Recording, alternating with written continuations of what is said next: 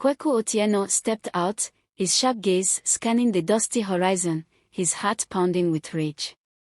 The words of Amoni Kebwana, spoken with such cruelty 3 years ago, still echoed in his ears. Kweku, you fool. Thank you for taking the blame and rotting in prison for 3 years on my behalf. Let me tell you the truth, nothing happened that night between us. The marriage. A lie. The pregnancy. A bigger lie. My family, the Kebwana clan, trapped you, you idiot. Did you really think a commoner like you could marry someone from our lineage? You don't deserve it. Her mocking laughter still haunted him. He clenched his fist, his face hard as stone. 3 years ago, Kweku had been a junior manager in the Kebwana Enterprises. After an end-of-year party, he had woken up disoriented, finding himself in Amoni's bed. The next day, the Kebwana elders called him, declaring Amoni was pregnant and insisting he marry her immediately. But it wasn't love they sought. When Amoni was later accused of embezzlement and tax fraud, the Kebwana family begged him to take the fall. They swore it was for the sake of their unborn child. For love, for family, and for a future he thought he was building, Kweku accepted. But within days of his imprisonment, Amoni came to visit him, her smug smile exposing the truth. It was all a scam, you idiot, she had sneered, her eyes cold. The Kebwana clan needed a scapegoat, and you were perfect. Enjoy rotting in prison, loser. Kweku had been left to rot, betrayed and abandoned. Prison was brutal.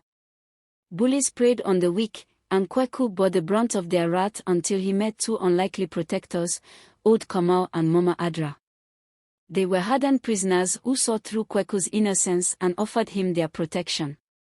Before long, tragedy struck.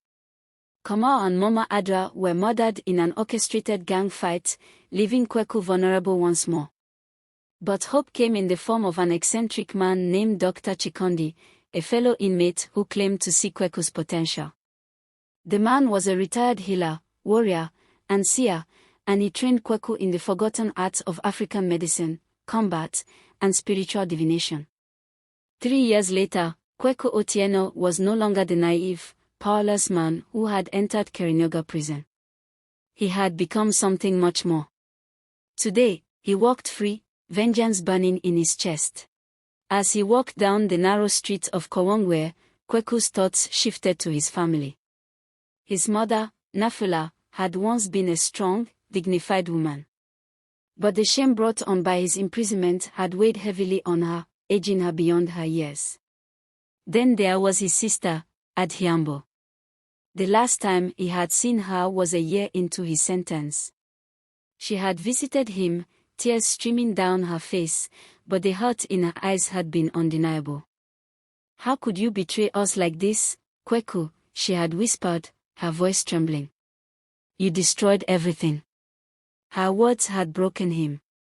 As Kweku approached their home in the old Makanjeni estate, he noticed a crowd gathered near their house. Shouts and screams reached his ears. Inside, chaos reigned.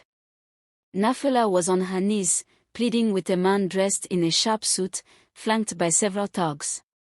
Please, Mr. Kebwana. Give us more time, she begged. We will pay the debt. Time, scoffed the man.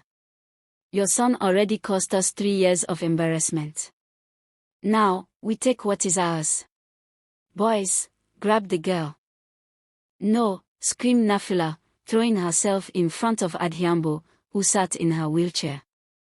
The thugs laughed cruelly as one of them shoved Nafula aside, advancing on Adhiambo. The young woman's eyes were wide with terror as the man reached for her, tearing at her shawl. Let her go. Adhiambo cried, struggling to escape, but the thugs only laughed. At that moment, the door burst open with a thunderous bang. Kweku Otieno stood at the entrance, his tall figure framed by the evening light. His eyes, burning with fury, scanned the room.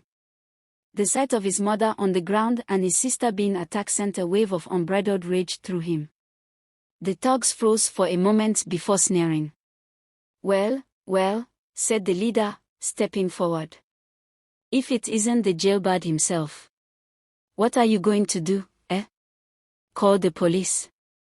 Kweku didn't answer. His silence was louder than any words. The thug smirked, drawing closer. You're just a nobody, Kweku. A disgrace to your family. He didn't finish his sentence. Kweku moved like a leopard, his fist connecting with the man's jaw in a sickening crunch. The thug crumpled to the ground, unconscious.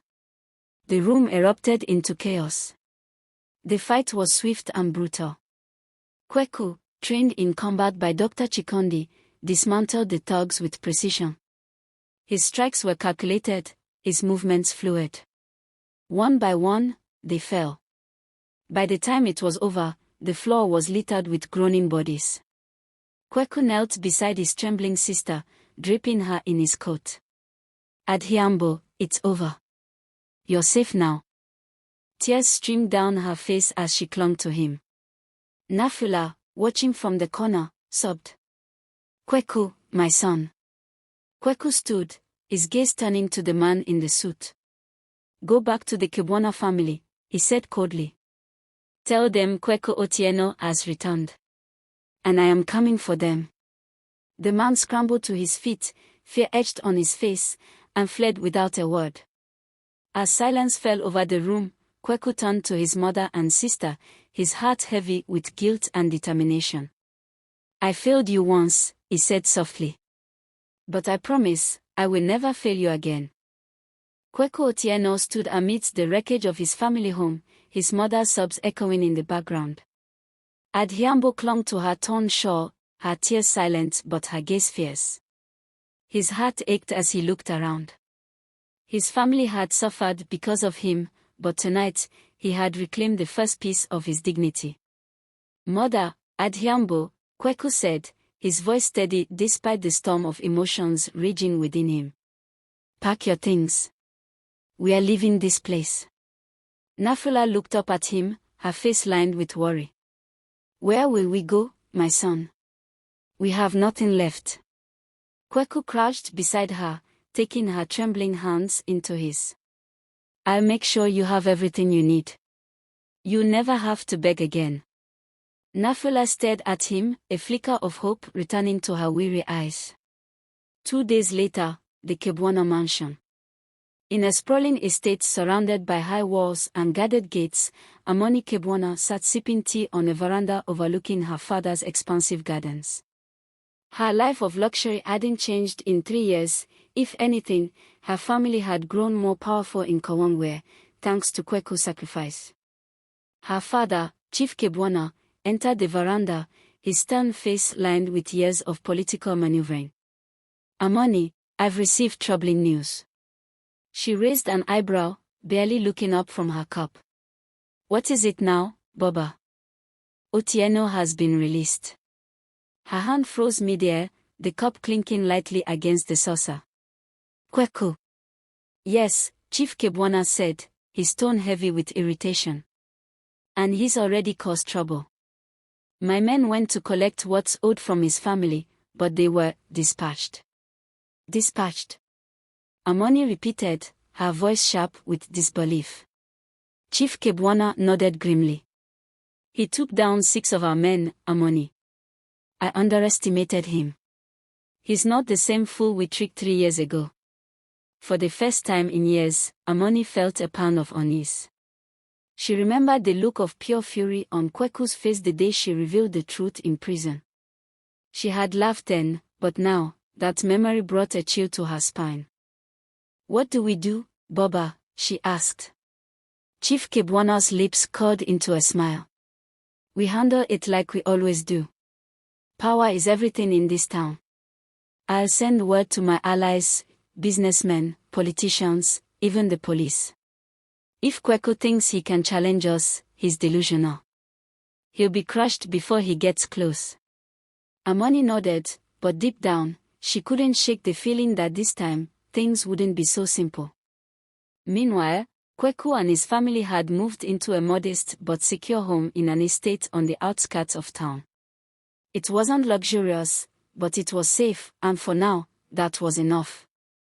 Using funds secretly left for him by his late mentor, Dr. Chikondi, Kweku ensured his mother and sister had everything they needed. He also made arrangements for Adhiambo to see a specialist for her paralysis, something that had been ignored for years due to their financial struggles. But Kweku's mind was already on the next step. Sitting in the quiet of his room one evening, he opened a leather-bound journal left by Dr. Chikondi. Inside were detailed notes about herbal medicine, spiritual practices, and combat strategies. But most importantly, there was a list of contacts, people across East Africa who owed favors to the mysterious healer. Kweku began making calls. Within days, allies began to surface. A former military captain, a renowned journalist, and even a tech-savvy entrepreneur, all willing to help him in his quest for justice.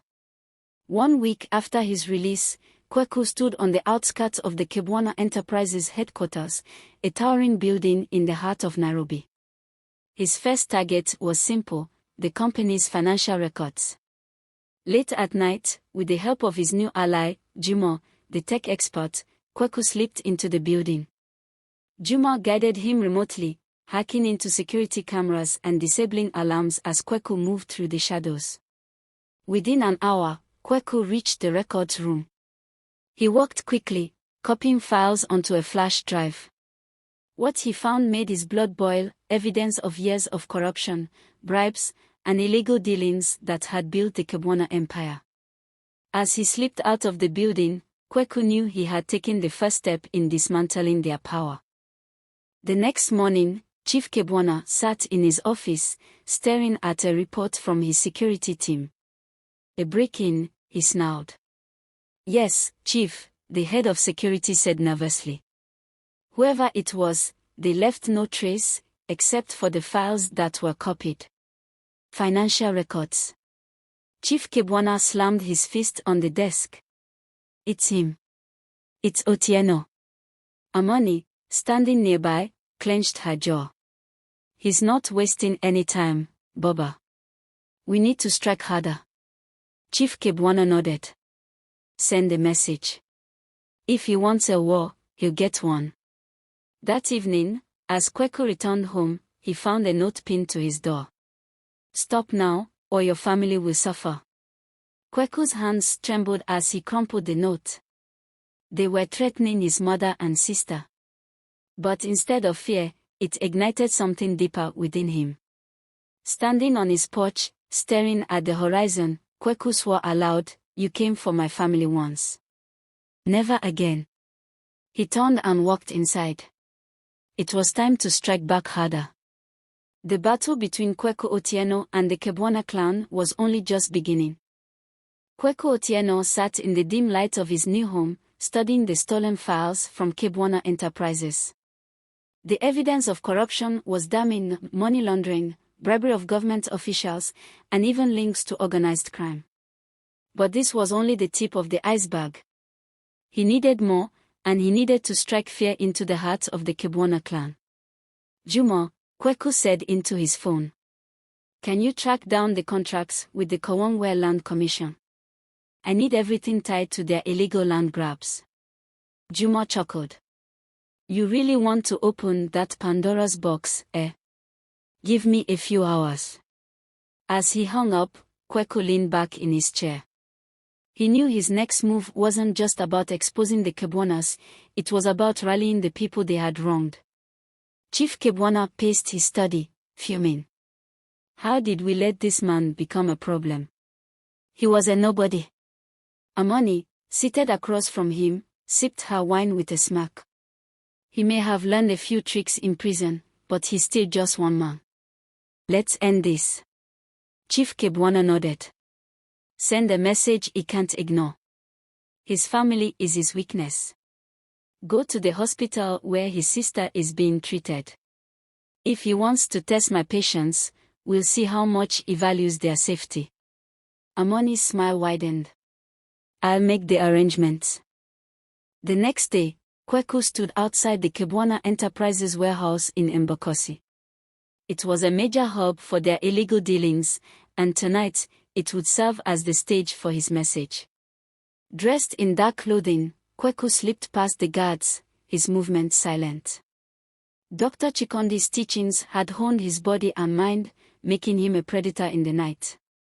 Inside, he found stacks of illegal goods, contraband electronics, counterfeit medicine, and documents detailing shipments. Using Jumo's guidance, Kweku rigged the warehouse with a series of small, homemade explosives. As he exited, he left a painted message on the wall. "Justice is coming. KO." At precisely midnight, the explosives detonated, lighting up the Nairobi sky. The fire consumed everything, sending a clear signal to the Kebwana clan: Kweku Otieno was no longer their pawn. The next morning, Chief Kebwana stood among the smoldering ruins of his warehouse, his face livid. "Do you see what he's done?" he roared at his men. "Find him. And bring me his head." Amoni, dressed impeccably in a business suit, looked at the scorched graffiti with disdain. "He's playing games, Baba. But I'll handle this." She turned to one of the guards. "Take our men to that hospital. Make it loud, and make sure Kweku knows who sent them." The guard hesitated. "But, madam, the police." "We do nothing," Amoni snapped. "We own them." Adhiambo sat quietly in her wheelchair, watching nurses walk by. For the first time in years, she felt hopeful. Kweku's return had brought a flicker of light back into her dark world. But that hope was shattered when the hospital doors burst open. A group of armed men stormed in, their presence sending patients and staff into a panic. One of the thugs pointed at Adhiambo. "That's her. Grab her." Adhiambo screamed, trying to will herself away, but the men cornered her. One of them grabbed her arm, yanking her from the chair. Before they could move further, a shadow moved at the edge of the room. "You've made a mistake." The voice was calm, deadly. The men turned to see Kweku standing in the doorway, his eyes burning with fury. "Let her go," he said, stepping forward. The leader of the group smirked. "Or what? You think you can take all of us?" Kweku didn't answer. Instead, he moved. The room erupted into chaos. Kweku moved like a storm, his strikes precise and brutal. He disarmed one man with a twist of his wrist, using the weapon to subdue another. The leader swung a metal pipe at him, but Kweku ducked, delivering a crushing elbow to the man's ribs. Adhiambo watched in awe and terror as her brother fought like a warrior possessed. Within minutes, the thugs lay groaning on the ground. Kweku knelt beside his sister, his hands gentle as he adjusted her in the wheelchair. "Are you hurt?" She shook her head, tears streaming down her face. "No, Kweku. You saved me." But Kweku's mind was already elsewhere. This attack had crossed a line, and he knew it was time to escalate his plans. The next day, Kweku called a meeting in the heart of Kowonwe. Word of his actions had spread, and a crowd gathered, displaced families, former Kebwana employees, and those who had suffered under their reign. Standing before them, Kweku spoke with conviction. "For years, the Kebwana clan has oppressed us. They've stolen our land, destroyed our livelihoods, and silenced anyone who stood against them. But no more." The crowd murmured in agreement, their anger simmering. "We have the power to fight back," Kweku continued. "Together, we can bring them to justice. But I need your help. Will you stand with me?" The crowd erupted in cheers, their voices rising in unison. In the days that followed, Kweku's movement gained momentum. With the help of Juma, the journalist, and other allies, he began releasing evidence of the Kebwana's crimes to the media. The public outcry was immediate, and government officials began to distance themselves from the once powerful family. But Chief Kebwana wasn't going down without a fight. Sitting in his mansion, he issued a final order to his men. "Find his family. Burn everything he loves to the ground. If he wants war, he'll get it. The Kebwana clan didn't waste time.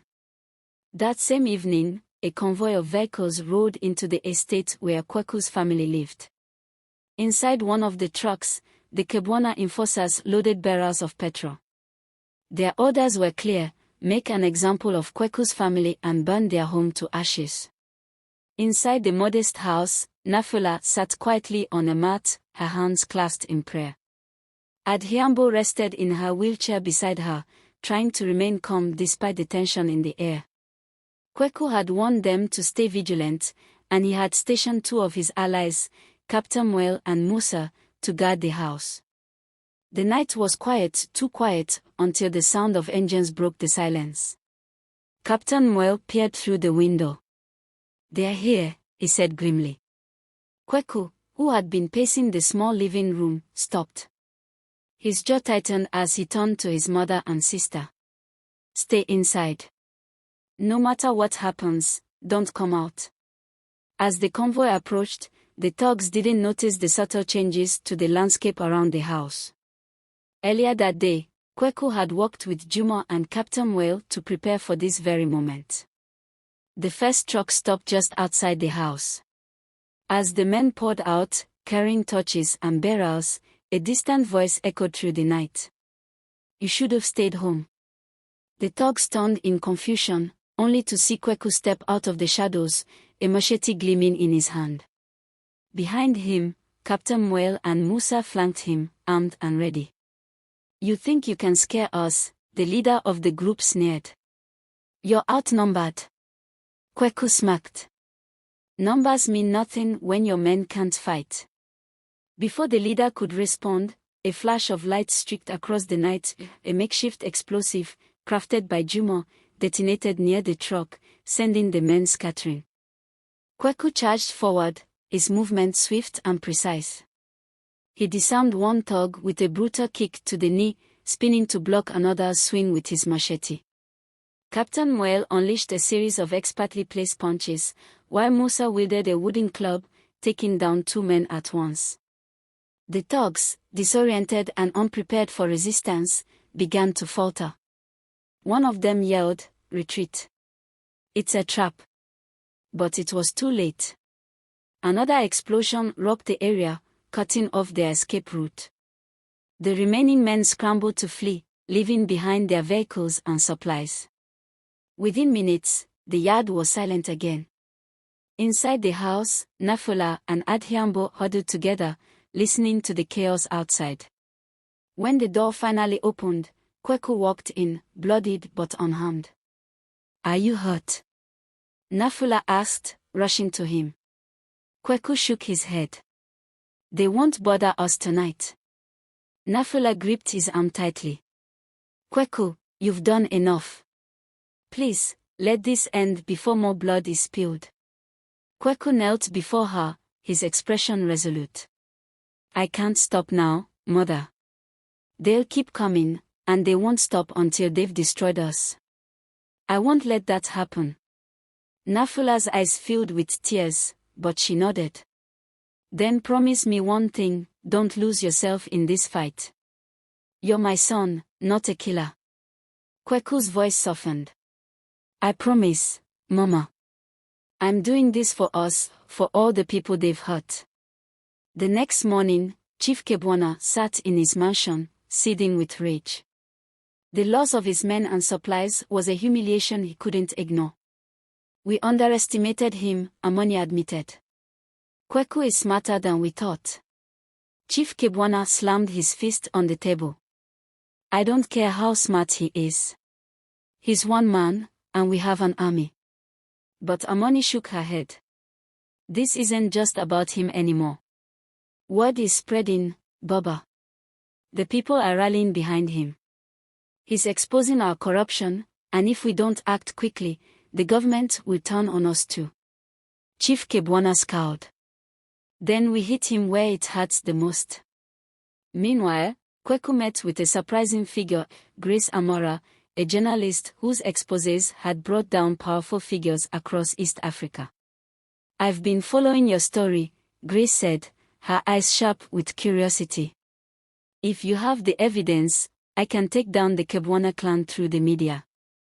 Kweku handed her the stolen documents. This is only part of it. I'll get you more. Grace nodded. Once this goes public, they'll be cornered. But be careful, desperate men are the most dangerous. Kweku smiled grimly. Let them come. I'm ready. With Grace's help, Kweku prepared for his ultimate move. He organized a massive rally in Kawangware, inviting journalists, activists, and locals who had suffered under the Kebwanas.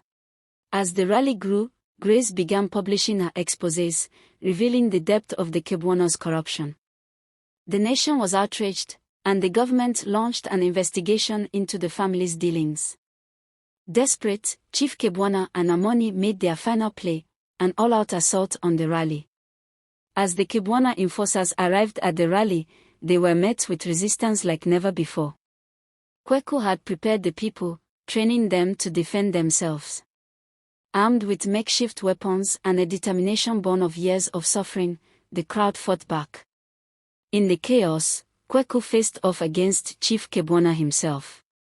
The two men clashed in a brutal fight, each blow fueled by years of anger and betrayal. Finally, Kweku overpowered the chief, pinning him to the ground. This is for everyone you've hurt, Kweku said, raising his machete. But he stopped, remembering his promise to his mother. Instead of striking, he turned to the crowd.